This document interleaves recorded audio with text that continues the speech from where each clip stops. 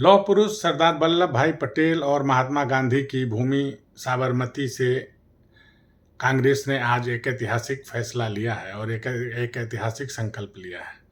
कांग्रेस कार्य समिति ने अपने अधिवेशन से एक दिन पूर्व अपनी बैठक से जो प्रस्ताव पास किए हैं वह सरदार वल्लभ भाई पटेल, जिन्होंने 1928 में किसानों के लिए बारदोली सत्याग्रह का नेतृत्व किया था।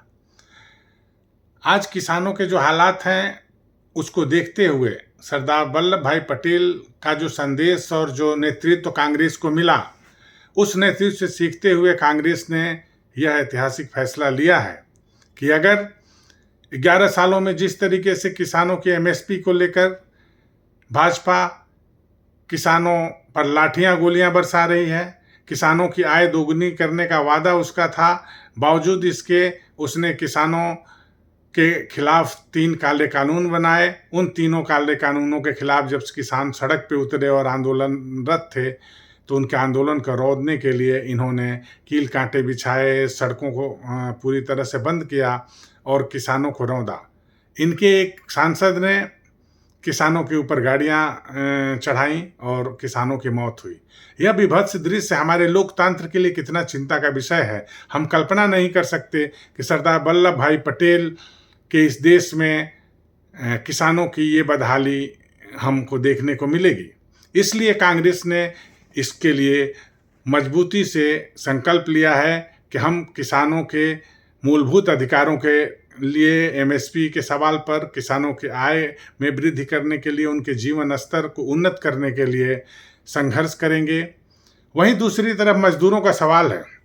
इस देश का मजदूर, आप जानते हैं, भारत जैसे देश ने पिछली सरकार में जिस तरीके का नरेगा जैसा कानून बनाया था, नरेगा जैसे कानून ने इस देश के किसानों के जीवन स्तर को उन्नत किया, उनकी क्रय शक्ति में वृद्धि की।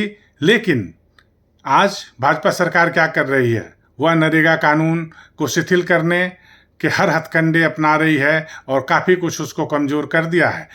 मजदूरों के हाथ से काफ़ी अधिकार वो छीनने जा रही है। वहीं दूसरी तरफ श्रम कानूनों को पूरी तरह से शिथिल करके मजदूरों के हक अधिकार को ये छीनना चाहती है।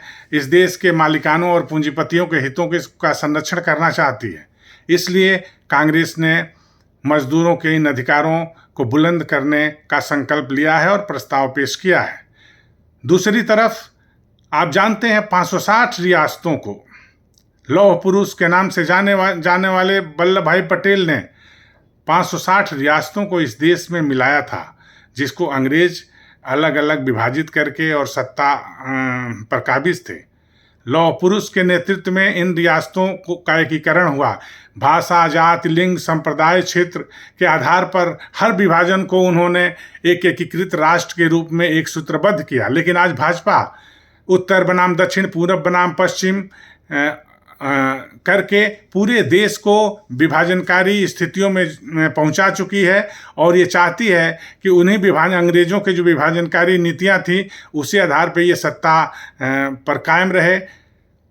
तीसरी तरफ इस देश में जिस तरीके का सांप्रदायिक उन्माद और माहौल पैदा करके भाजपा सत्ता हस्तगत करती आ रही है और उसके मुंह में जो खून का स्वाद लग चुका है, उसके किसी भी तरह के सांप्रदायिक विभाजन के खिलाफ इस देश के संविधान और लोकतंत्र की रक्षा के लिए कांग्रेस ने आज साबरमती से यह ऐतिहासिक संकल्प और प्रस्ताव लिया है कि वह भाजपा के इन नापाक मंसूबों को कभी भी पूरा नहीं होने देगी और कांग्रेस आने वाले दिनों में इसके साथ दो हाथ करेगी और इस अधिवेशन से महात्मा गांधी और लौह पुरुष की भूमि से पूरे कांग्रेसी देश भर में जाएंगे और भाजपा के खिलाफ अपनी आवाज़ बुलंद करेंगे। सड़क से संसद